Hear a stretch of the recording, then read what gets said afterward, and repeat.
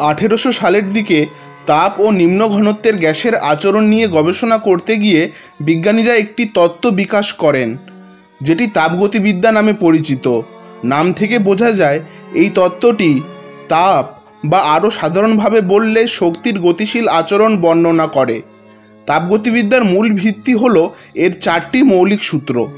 শূন্যতম সূত্র বা জিরোথ ল বলছে, যদি বস্তু এ এবং বি তাপীয় সাম্যাবস্থায় থাকে, অর্থাৎ তাদের মধ্যে যদি কোনো নেট শক্তি প্রবাহ না ঘটে, এবং বি যদি বস্তু সি এর সঙ্গে তাপীয় সাম্যাবস্থায় থাকে, তবে এ এবং সিও পরস্পরের সঙ্গে তাপগতীয় সাম্যাবস্থায় থাকবে। যেহেতু সাম্যাবস্থায় থাকা বস্তুর তাপমাত্রা সমান থাকে, তাই এই সূত্রটিকে আরেকভাবে বলা যায়, যদি এ এর তাপমাত্রা বি এর সমান হয় আর সি এর তাপমাত্রা বি এর সমান হয়, তবে এ ও সি এর তাপমাত্রা পরস্পরের সমান হবে। এইভাবে বললে এটি খুবই স্পষ্ট ও সাধারণ শোনায়, যার কারণে এটিকে প্রথম সূত্র বলা হয়নি। অন্যান্য সূত্রগুলো আগে তৈরি হয়েছিল এবং পরে এই শূন্যতম সূত্রটিকে একটি প্রকৃত শারীরিক গুণ বলে অন্তর্ভুক্ত করা হয়। প্রথম সূত্র বলছে শক্তি সংরক্ষিত থাকে। যেহেতু তাপ হলো শক্তির একটি রূপ, তাই যদি কোনো বস্তু গরম হয়ে ওঠে তবে তার কোথাও থেকে শক্তি পাওয়া উচিত। তেমনি কোনো বস্তু ঠান্ডা হলে তার যে শক্তি হারায় তা অন্য কিছু দ্বারা গ্রহণ করা হয়। শক্তির সংরক্ষণের ধারণা তাপগতিবিদ্যার আগেও ছিল, কিন্তু এই সূত্রে প্রথমবারের মতো তাপকে একটি শক্তির রূপ হিসেবে স্বীকৃতি দেওয়া হয়।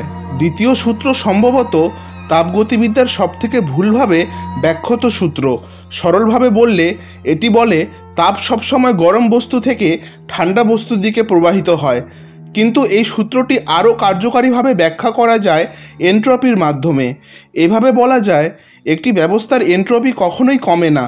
অনেকেই এনট্রপিকে বিশৃঙ্খলার পরিমাণ কিংবা ব্যবস্থায় অকাজের অংশ হিসেবে বোঝেন।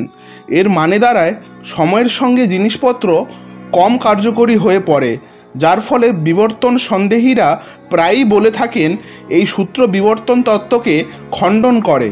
কিন্তু প্রকৃতপক্ষে এনট্রপি হলো একটি ব্যবস্থার বর্ণনা করতে ঠিক কতটা তথ্যের দরকার হয় তার একটি পরিমাপ।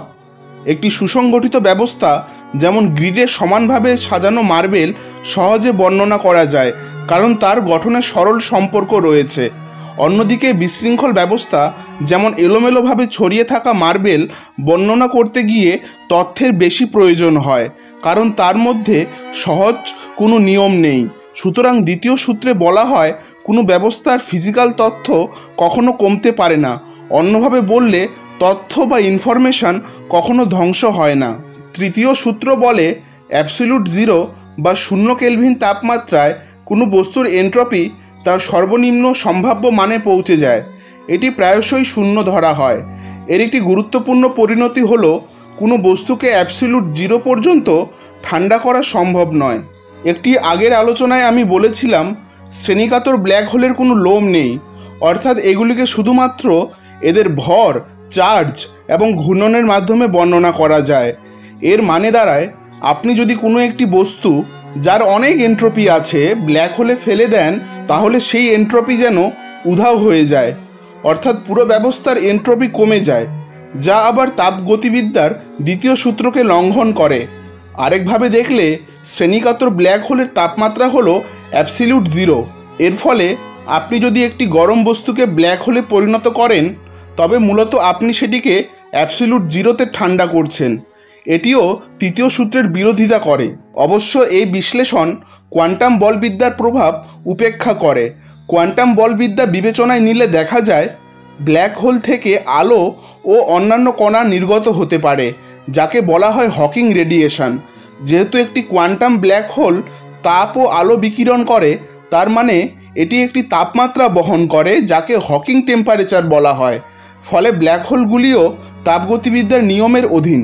সাধারণ আপেক্ষিকতা, কোয়ান্টাম বলবিদ্যা এবং তাপগতিবিদ্যাকে একত্রে মিলিয়ে ব্ল্যাক হোলগুলির একটি পূর্ণাঙ্গ বিবরণ দেওয়া কঠিন, তবে এর মৌলিক গুণগুলো কিছু সহজ নিয়মের মাধ্যমে প্রকাশ করা যায়, যেগুলোকে বলে ব্ল্যাক হোল তাপগতিবিদ্যা। মূলত এইগুলো তাপগতিবিদ্যার সূত্রগুলোকে ব্ল্যাক হোলের বৈশিষ্ট্যের ভাষায় পুনর্প্রকাশ করে। শূন্যতম সূত্র বলে একটি সরল ঘূর্ণনবিহীন ব্ল্যাক হোলের ইভেন্ট হরাইজন জুড়ে অভিকর্ষ বল একরূপ। এটি বলা যায় ব্ল্যাক হোলটি তাপগতীয় সাম্যাবস্থায় রয়েছে। প্রথম সূত্র ব্ল্যাক হোলের ভর, ঘূর্ণন ও চার্জকে তার এন্ট্রপির সঙ্গে যুক্ত করে। একটি ব্ল্যাক হোলের এন্ট্রপি তার ইভেন্ট হরাইজনের পৃষ্ঠের ক্ষেত্রফলের সঙ্গে সম্পর্কযুক্ত। দ্বিতীয় সূত্র আবারও বলে একটি ব্ল্যাক হোল ব্যবস্থার এন্ট্রপি কখনোই কমে না।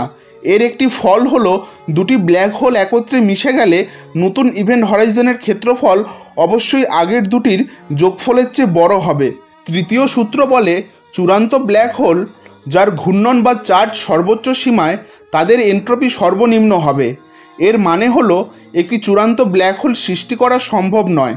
যেমন কোনো ব্ল্যাক হোলকে এতটা ঘোরানো যাবে না যাতে এটি ভেঙে পড়ে। ব্ল্যাক হোল তাপগতিবিদ্যার উপকারিতা হলো এটি ব্ল্যাক হোলের জটিল আচরণকে বোঝার জন্য একটি কার্যকর পন্থা দেয়। তাপগতীয় ব্ল্যাক হোলগুলির শুধু ভর, চার্জ ও ঘূর্ণনই নয়, তাপমাত্রা ও এন্ট্রপিও থাকে।